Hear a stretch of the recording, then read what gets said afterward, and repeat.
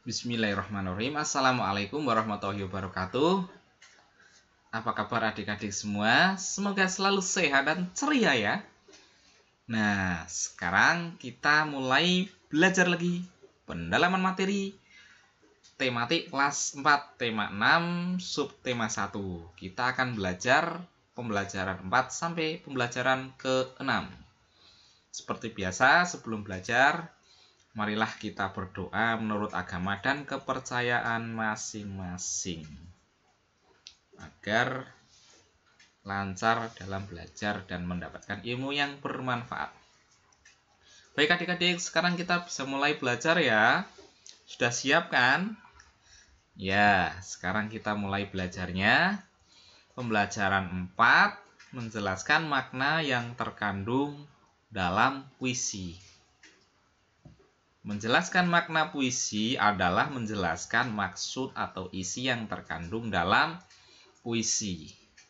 Sebuah puisi pasti di situ ditulis untuk menyampaikan sebuah maksud.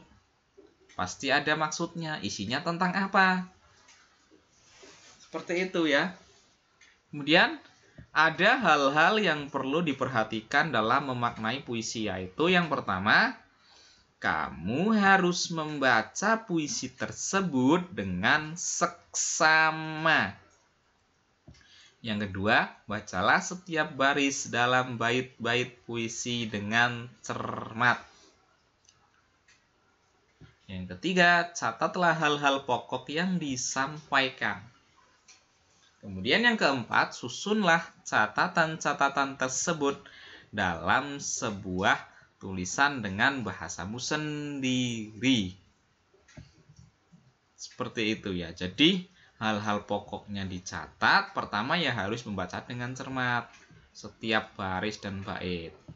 Kemudian hal-hal penting atau hal-hal pokoknya dicatat. Kemudian dari hal-hal pokok yang sudah kamu catat itu bisa kamu susun kembali menjadi sebuah kalimat dengan bahasamu sendiri ya. Disusun menjadi sebuah tulisan. Menjadi tulisan dari pokok-pokoknya itu dikumpulkan lagi, disusun lagi dengan bahasamu sendiri.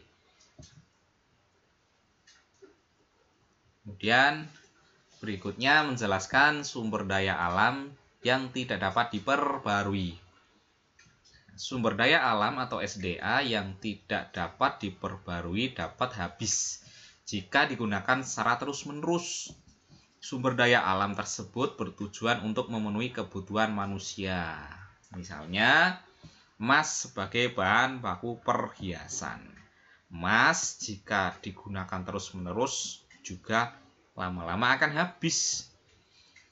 Yang kedua, belerang sebagai bahan baku kosmetik. Yang ketiga, grafit sebagai bahan baku pensil. Ketiganya ini adalah contoh sumber daya alam yang tidak dapat diperbarui.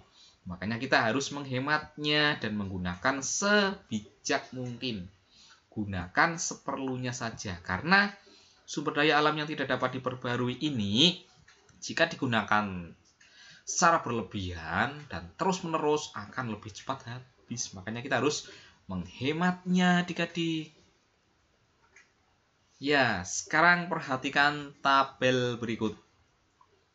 Nomor jenis SDA. SDA itu sumber daya alam ya. Nomor 1 jenis SDA minyak bumi. Pemanfaatan SDA tidak dapat diperbarui ya. Karena minyak bumi ini termasuk sumber daya alam yang tidak dapat diperbarui, maka kita harus menggunakannya dengan hemat dan sebijak mungkin. Nah, manfaatnya apa minyak bumi?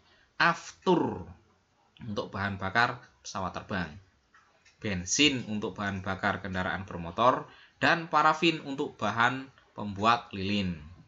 Yang kedua, biji besi. Manfaatnya bahan pembuat peralatan rumah tangga. Yang ketiga, bauksit, bahan dasar pembuatan aluminium. Yang keempat, marmer, bahan bangunan rumah atau gedung.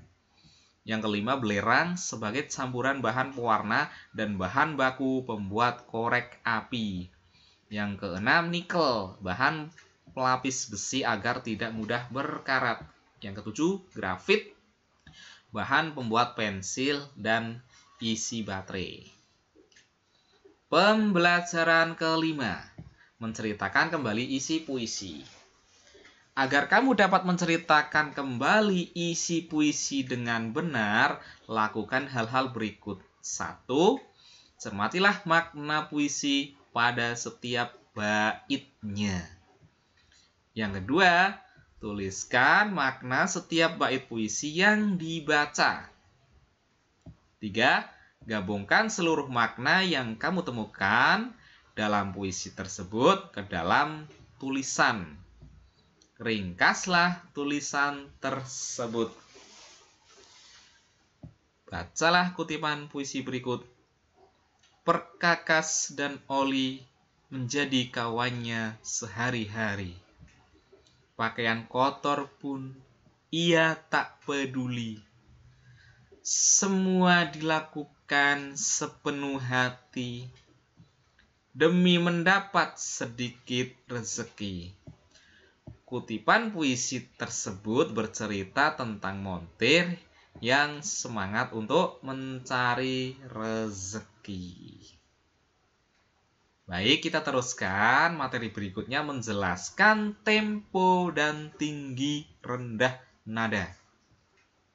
Tempo adalah cepat atau lambatnya lagu dinyanyikan. Tanda tempo dalam lagu biasanya di bagian atas sebelah kiri. Tinggi dan rendah nada dapat diketahui saat kita menyanyikan lagu. Ada nada tinggi dan nada rendah. Perhatikan penggalan lagu berikut. Kebunku. Temponya adalah moderato, ciptaan Pak Kasur. Lihat kebunku penuh dengan bunga. Nah, tempo lagu ini adalah moderato atau sedang. Artinya lagu ini dinyanyikan tidak terlalu cepat atau terlalu lambat. Jadi sedang saja, tidak cepat, tidak lambat. Not-not dalam lirik lagu memiliki tinggi dan rendah nada yang berbeda-beda, ya. Kita lanjutkan saja. Berikut adalah beberapa macam-macam tempo dalam lagu. Tempo cepat disebut allegro. Contoh lagu yang memiliki tempo cepat yaitu Indonesia Tetap Merdeka, Cublak Cublak Sweng. Tempo lambat disebut andante. Contoh lagunya Nyiur Hijau, Butet. Tempo sangat lambat disebut grave, dibaca grave. Contoh lagunya Bagimu Negeri. Tempo sedang disebut moderato. Contoh lagu yang bertempo sedang atau moderato yaitu Desaku Yang Kucinta, Tanah Airku, Soleram. Tempo seperti orang berbaris disebut di Marsya. Contoh lagunya Berkibarlah Benderaku, Indonesia Raya, Merah Putih, Maju Tak Gentar. Ayo nyanyikan lagu berikut sesuai temponya. Judul lagunya Indonesia Tetap Merdeka, ciptaan C. Simanjuntak. Temponya adalah allegro. Untuk mendengarkan lagu ini, adik-adik bisa klik link video lagu Indonesia Tetap Merdeka. Linknya ada di deskripsi. Kemudian lagu Bagimu Negeri. Temponya grave, ciptaan Kusbini. Ini juga lagunya, lampiran lagunya atau video lagunya sudah ada. Adik-adik juga tinggal klik saja link lagu Bagimu Negeri ini di deskripsi video ini. Nah, sekarang kita lanjutkan saja materinya, yaitu menjelaskan keragaman hobi untuk meraih cita-cita. Komang dan Mei memiliki cita-cita yang berbeda. Komang ingin menjadi dokter, sedangkan Mei ingin menjadi penari. Untuk meraih cita-citanya, Komang gemar membaca, sedangkan Mei gemar menari. Meskipun berbeda kegemaran dan cita-cita, mereka tetap saling mendukung. Komang mendukung Mei dan Mei mendukung Komang. Masuk ke pembelajaran 6, yaitu menunjukkan isi puisi. Pada pembelajaran sebelumnya, kamu telah memahami pengertian puisi, ciri-ciri, dan makna puisi. Sekarang kamu akan menunjukkan isi puisi. Menunjukkan isi puisi dapat dilakukan dengan membaca puisi secara utuh, kemudian menentukan makna yang terkandung dalam tiap bait. Materi berikutnya menyanyikan lagu sesuai tempo dan tinggi rendah nada. Pada pembelajaran sebelumnya, kita telah mempelajari tempo dan tinggi rendah nada. Jika lagu dinyanyikan sesuai tempo dan tinggi rendah nada, maka lagu akan terdengar merdu. Coba nyanyikan lagu berikut sesuai tempo dan tinggi rendah nada yang tepat. Lagu pertama yaitu Bangun Pemudi Pemuda. Penciptanya A. Simanjuntak, temponya di Marsya. Link lagunya Kak Rizal sertakan di deskripsi ya. Kemudian lagu kedua Nyur Hijau. Penciptanya Maladi, temponya Andante. Nah, untuk lagu yang kedua ini juga Kak Rizal sudah menyertakan link video lagunya di deskripsi. Adik-adik bisa cek atau klik linknya saja untuk mempelajari lagu-lagu ini ya. Baik, untuk pembelajaran yang ke-4 sampai ke-6 ini sampai di sini dulu ya adik-adik.